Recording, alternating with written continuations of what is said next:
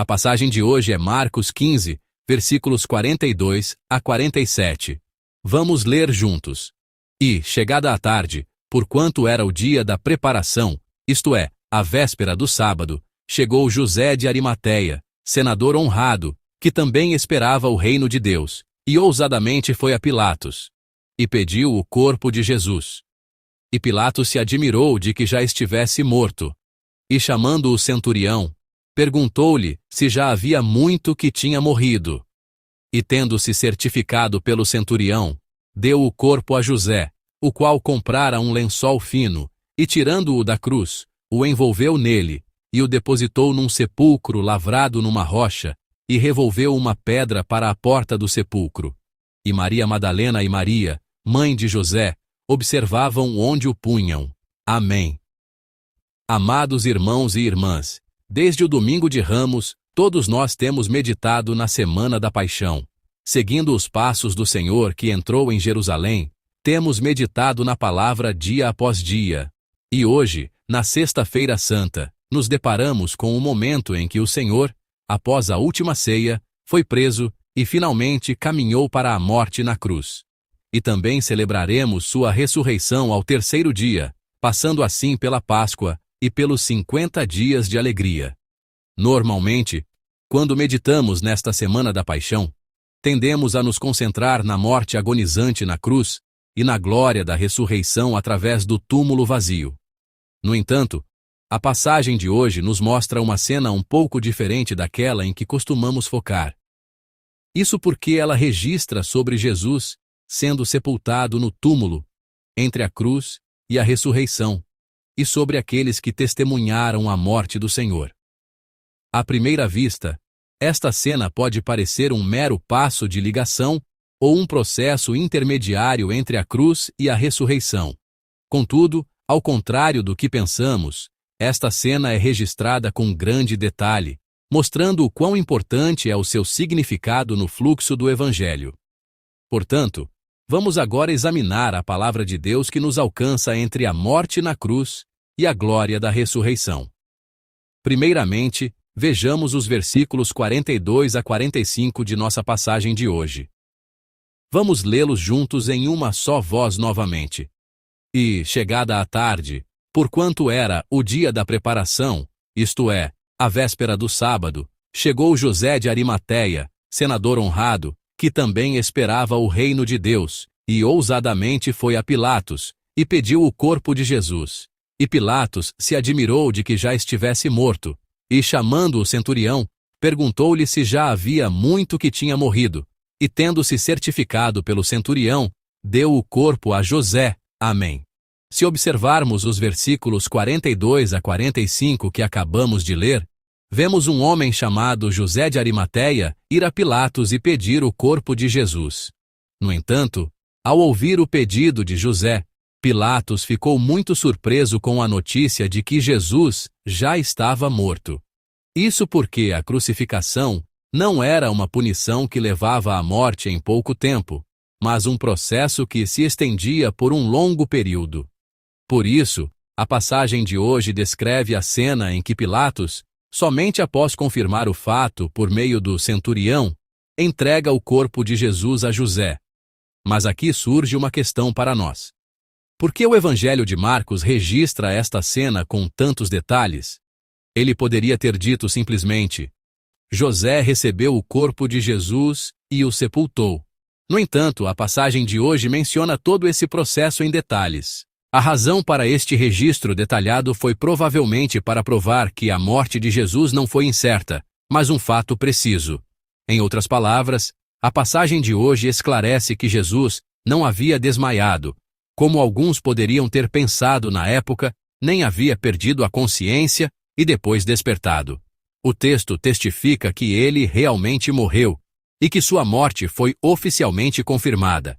Este fato, que o Senhor morreu, é de suma importância no Evangelho. Por quê? Para que a ressurreição de Jesus seja uma verdadeira ressurreição, a morte que a precede também deve ser uma morte verdadeira. Se a morte for ambígua, a ressurreição também se torna obscura. Mas Marcos não deixa a morte de Jesus nem um pouco obscura. Marcos estava declarando que Jesus, o Filho de Deus, não era alguém que descrevia o sofrimento à distância, mas alguém que de fato desceu ao lugar da morte, enfrentou a morte e assim ressuscitou. Ou seja, ele está explicando que o Senhor tomou o nosso lugar em nossos pecados e entrou no lugar mais miserável que os seres humanos podem experimentar. Portanto, nossa salvação não é um consolo vago, mas uma salvação certa, edificada sobre o Jesus que realmente morreu. O Senhor não é alguém que desconhece o sofrimento, mas alguém que desceu ao lugar da morte, e por isso ele conhece nossa dor e sofrimento mais profundos. É por isso que a realidade da morte do Senhor pode ser um grande consolo para nós. Enquanto vivemos, muitas vezes nos perguntamos: será que o Senhor realmente conhece a minha dor? Será que o Senhor realmente conhece o meu sofrimento? Mas a passagem de hoje nos dá uma resposta clara a essa pergunta. Porque Jesus realmente morreu, ele não é alguém que desconhece a morte e o sofrimento, mas alguém que passou pela morte, e por isso conhece o nosso sofrimento. É por isso que podemos dizer que ele nos dá grande consolo. Amados irmãos e irmãs, por isso nossa fé não é um otimismo vago. Também não é uma vitória mental de tudo vai ficar bem, ou as coisas vão melhorar. É uma fé edificada sobre o Jesus que realmente passou pela morte. Portanto, quando estivermos em meio ao sofrimento e a pergunta, o Senhor não deve saber, surgir, espero que possamos declarar o contrário. Que possamos confessar, você e eu: o Senhor sabe. Ele passou por isso, e não apenas está conosco em nosso sofrimento, mas é alguém que compreende plenamente nosso coração. Especialmente quando sentirem que sua vida está desmoronando, quando parecer que nada está acontecendo, espero que se lembrem desta morte de Jesus. Que possamos nos lembrar, você e eu, que o fato de o Filho de Deus ter sido sepultado no túmulo é uma passagem que nos mostra que Deus pode transformar até mesmo o lugar mais escuro em um lugar de salvação. Agora, a passagem nos revela outro fato importante hoje. É o fato de que Deus deixou testemunhas mesmo no tempo do túmulo. É o versículo 47 da passagem de hoje. Vamos lê-lo juntos em uma só voz. E Maria Madalena e Maria, mãe de José, observavam onde o punham. Amém. Duas mulheres aparecem na passagem: Maria Madalena e Maria, mãe de José. A Bíblia hoje nos diz que elas estavam observando claramente onde Jesus estava sendo sepultado. No entanto, o conteúdo do versículo 47 não é uma cena que mostra apenas que elas estavam lamentando a morte de Jesus. Isso porque essas mulheres estão sendo estabelecidas como testemunhas que conectam a morte e o sepultamento de Jesus à cena da ressurreição que se seguirá.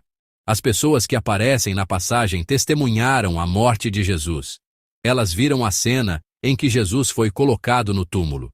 E através do texto que se segue, veremos essas mulheres encontrarem o túmulo vazio, que se manifesta através da morte e ressurreição de Jesus. Em outras palavras, podemos ver que essas mulheres desempenham um papel crucial como pessoas que testemunham as cenas finais de Jesus. E podemos ver que Marcos, através disso, estava registrando com muito cuidado para que não houvesse confusão ou ambiguidade sobre onde Jesus foi sepultado e o fato de que o túmulo depois ficou vazio. Mas, irmãos e irmãs, há um fato ainda mais importante do que este. É o fato de que estas mulheres foram as pessoas que permaneceram com o Senhor até o fim. Havia muitas pessoas que estiveram com o Senhor, e especialmente os 12 discípulos.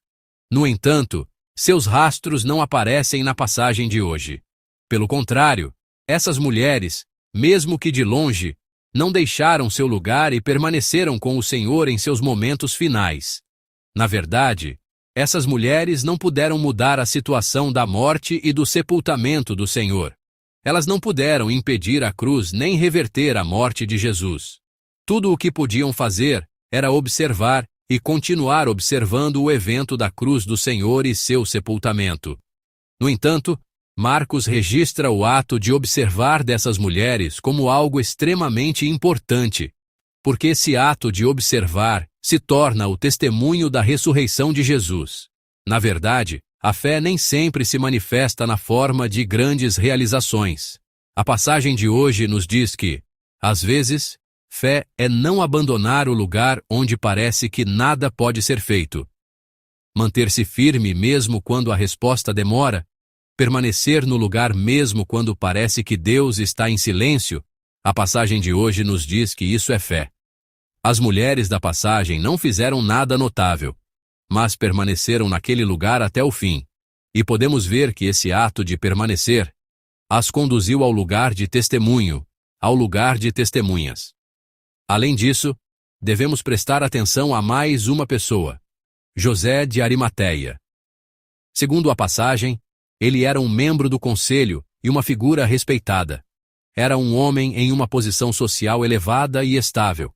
E, no entanto, foi ele quem foi a Pilatos e pediu o corpo de Jesus. Na verdade, esse pedido não foi fácil, porque Jesus havia sido crucificado. A crucificação era a punição para os traidores. Em outras palavras, o fato de José de Arimateia ter pedido o corpo significava que ele estava pedindo o corpo de um traidor de Roma, e isso era um ato perigoso o suficiente para arriscar sua própria posição. Ainda assim, ele se colocou ao lado de Jesus. Podemos ver que ele enfrentou algo que poderia ter colocado em risco sua reputação e sua posição. Segundo a passagem, ao fazer o pedido, ele foi ousadamente. Este José, que foi apresentado como alguém que também esperava o reino de Deus, pode não ter sido um discípulo declarado, mas estava revelando sua fé no momento decisivo. Quando todos se afastaram, ele deu um passo à frente. Quando Jesus era considerado uma vergonha, quando Jesus foi acusado de ser um mentiroso, ele, ao contrário, honrou o Senhor e enfrentou seus momentos finais. Amados irmãos e irmãs, a palavra de hoje, portanto, nos apresenta um grande desafio. Muitas vezes, ou talvez com frequência, pensamos na fé apenas em termos de devoção notável ou grandes frutos. Se não for assim, tendemos a pensar que não é fé. É por isso que uma palavra se tornou importante para nós: influência. No entanto, a passagem de hoje quebra esse nosso pensamento. Ela nos mostra a cena de não abandonar um lugar onde parece que nada pode ser feito, e a cena de se colocar ao lado do Senhor no momento decisivo, dizendo-nos que isso é fé. Para alguns, portanto, permanecer neste lugar de adoração hoje pode ser fé. Para outros, não desistir de um pedido de oração sem resposta, e se apegar a ele novamente será fé. Portanto, irmãos e irmãs, mesmo que não consigam fazer coisas notáveis, espero que se tornem pessoas que olham para o Senhor até o fim. Lembrem-se de que é através dessa pessoa que Deus os estabelecerá no lugar de testemunhar suas obras maravilhosas.